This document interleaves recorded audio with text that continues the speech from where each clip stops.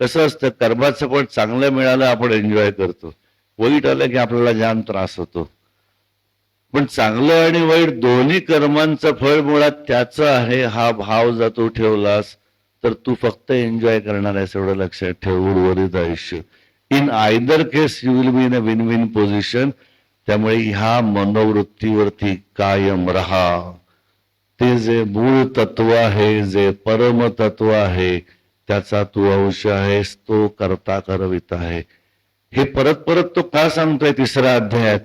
कारण जर ही गोष्ट त्याच्या मनामध्ये नीट बिंबवली गेली नाही तर पुढे मेस आहे. पुढचे अध्याय, पुढचं ज्ञान काहीही कळणार नाही.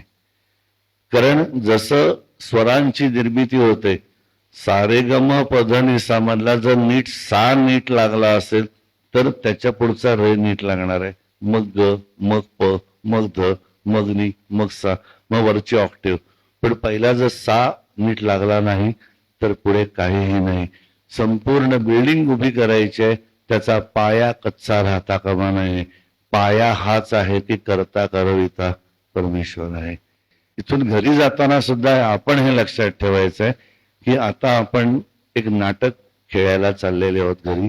जे नाटक खेळताना नीट वटलं पाहिजे, कारण बघणारे सगळे इतर लोक हा तुमचा प्रेक्षक वर्ग आहे. तुम्ही सोडून आजूबाजूची सगळी माणसं हा तुमचा प्रेक्षक वर्ग आहे. रसिक रसिक आहेत ते सगळे जर प्रेक्षक.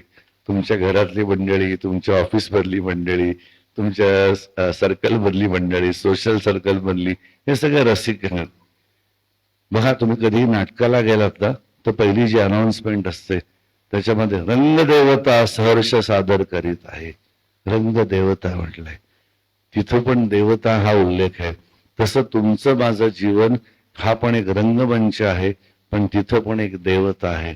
आणि देवतेशी जेवढे आपण प्रामाणिक राहू तेवढं नाटक चांगलं वाटतं. कारण बोलून चालून जर आपलं आयुष्य हे जर नाटक आहे तर ते चांगलं वाटलंच पाहिजे. आपल्याला पर्याय नाही आहे. जसं श्रीकृष्णाला आणि अर्जुनाला पर्याय नाही तसं तुम्हाला मलाही पर्याय नाही. ज्या अर्थी आपण एक मनुष्य देह धारण केलेला आहे म्हणजे नाटकामध्ये ऑलरेडी एक कलाकार म्हणून चेहऱ्याला रंगरंगोटी करून आपण आलेले आहोत.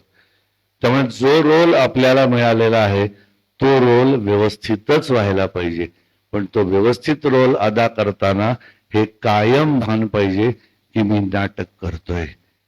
जेव्हा घरी गेल्यानंतर एक पिता म्हणून तुम्ही घरी जाता तेव्हा मुलाला तुमच्याकडे पाहिल्यानंतर आयडियल पिता असाच असला पाहिजे हे वाटलंच पाहिजे. जेव्हा तोच पुरुष आपल्या पत्नीबरोबर व्यवहार करतो तेव्हा आयडियल नवरा कसा असावा, तर माझा नवऱ्यासारखा, हे तिला वाटलंच पाहिजे. प्रत्यक्षात तुम्ही मुलगा पण नाही आहात, तुम्ही नवरा पण नाही आहात, तुम्ही कोणीच नाही आहात. तुम्ही एक कळसूत्री बावलं आहात, पण तुम्ही परमेश्वर आहात. तुमच्या आतमध्ये अंश आहे. हे सगळं ज्ञान तिसऱ्या अध्यायामध्ये श्रीकृष्णानं अर्जुनाला दिलेलं आहे. ह्या क्षणापासून तुम्ही तुमचं नाटक उत्तम फर्स्ट क्लास वाटवा.